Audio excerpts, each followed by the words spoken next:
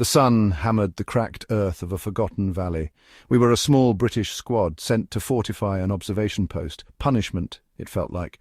Our job was digging, endless digging, in a place abandoned by war, but haunted by its ghosts.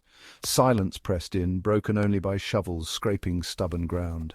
Dust stung our eyes and throats, making us feel ancient despite our youth. My name is Private Thomas Shelby, 19, fresh from Kent, and unprepared for this reality. Soldiering wasn't heroics, it was sweat, blisters, and monotony under a hostile sun. Sergeant Miller, relentless and grim, drove us hard. We dug trenches for protection from an enemy long gone, surrounded by ruins and rusted metal. Sometimes we unearthed things best left unseen. This valley was a graveyard of centuries, each layer a scar of conflict. We were just the latest to bleed into this soil. Miller barked, "Put your backs into it, ladies, this hole won't dig itself." Corporal Evans' shovel struck something hard, a sound that didn't belong. Not the crack of stone, but a deep, hollow clang. We paused, shovels in hand, listening. The ground here was full of secrets. Evans hit it again. The metallic echo was unmistakable. We stared at each other, suddenly alert. Something buried beneath us was waiting to be found. Evans struck the spot again. Clang! The metallic sound echoed, drawing all eyes. Even Miller's scowl faded into curiosity. Evans scraped away dirt, revealing a smooth, matte black surface. It absorbed sunlight, seamless and cold, unlike any war debris. Miller jumped into the trench, running his hand over the strange metal. This wasn't a tank or pipeline, it was something else. We gathered, forgetting the heat and our orders. The metal was huge, a rectangular structure, edges too precise for this ruined world. We dug along its outline, tracing a shape that felt alien. The tension grew with every shovelful. Was it a bomb, a bunker? The questions hung heavy. After an hour we uncovered a corner. There, etched into the black metal, was a symbol. No language we knew. Interlocking circles and lines, shifting as we stared. It made my head ache just to look at it. The mystery was a magnet, pulling us in. The war above faded. This was something older. We were no longer just soldiers, we were explorers. The valley's silence deepened, as if holding its breath. We had found something that did not belong to our world.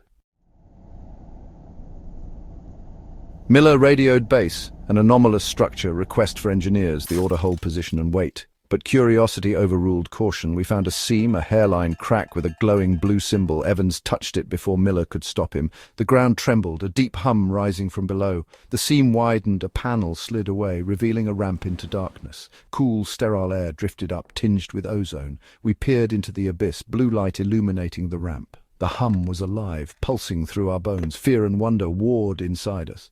Miller decided, "Shelby, Evans with me, the rest secure the perimeter." We checked weapons, torches barely piercing the black. With Miller leading, we stepped down the ramp, leaving sunlight and the world we knew behind. We descended into a mystery older than any war.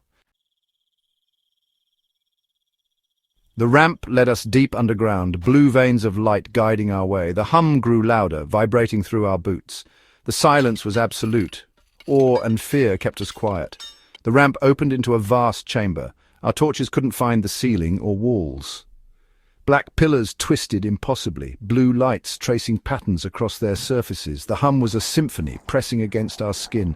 Floating orbs of white light drifted around us, illuminating our path. Evans whispered, "What is this place?"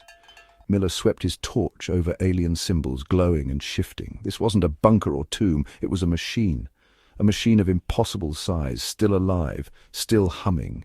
We were intruders in a place untouched for millennia. The chamber felt like the heart of something vast and ancient. We moved cautiously, boots echoing on the floorless floor. The chamber was filled with impossible structures, metallic trees, conduits pulsing with blue energy. Everything was pristine, untouched by time. I touched a pillar. It vibrated, and a vision flashed in my mind. Stars as destinations, energy lines connecting them. Dizzy, I realized the symbols were more than decoration. They were a language, transmitting ideas directly.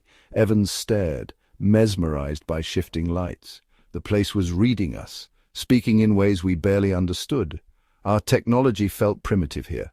The creators were masters of forces we couldn't name. Why was this here? A weapon, a power source, a ship, or a library? The questions multiplied, overwhelming in their scale. We were cavemen in a nuclear plant, humbled and lost. The machine's purpose was a riddle, its power undeniable. We were trespassers in a cathedral of forgotten knowledge. The war above seemed meaningless in this place. The hum intensified as we followed a central walkway. Floating lights guided us to a raised platform. At its center, a sphere of swirling white light suspended between arching pylons. The energy radiated heat and static, making our skin tingle. This was the engine, the heart of the machine. Consoles surrounded the platform. One flickered to life as we approached. A holographic map appeared, showing the valley, then zooming out to the whole planet. Evans touched the globe. Weather patterns shifted at his gesture. The machine wasn't just observing, it was connected, able to influence the world above. We realized its power, a planetary regulator, a tool beyond comprehension. The responsibility was crushing. Why leave such a thing behind? The machine waited, indifferent to our fear. We stood on the edge of something world-changing. The fate of humanity felt suddenly terrifyingly close. Miller's radio crackled. Panic from the surface. "Sarge, the sky! The clouds are gone! The wind's stopped!" We looked at the holographic Earth. Our location was clear. The weather stilled. Evans' touch had changed the world above. We'd activated the machine's control system. The implications hit us. We could stop rain, calm winds, move oceans.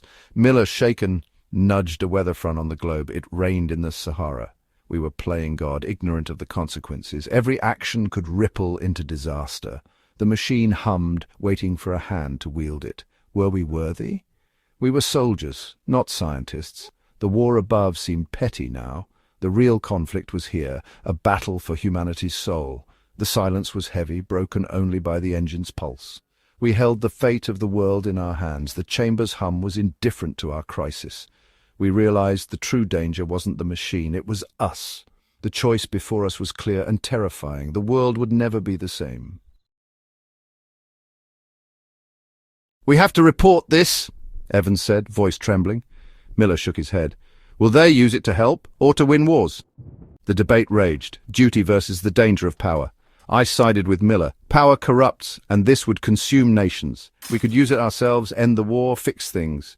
Miller's reply, "Who are we to decide who gets rain or sun? We'd become tyrants." The temptation was too great. We were not gods. Our choice: report it and risk global disaster, use it and lose ourselves, or walk away. The hardest choice was to do nothing, to bury the secret, preserve hope, and leave the world unchanged. It felt like betrayal, but also the only sane option. We were just men, not saviors. The machine's power was too much for any human. We chose restraint over ambition.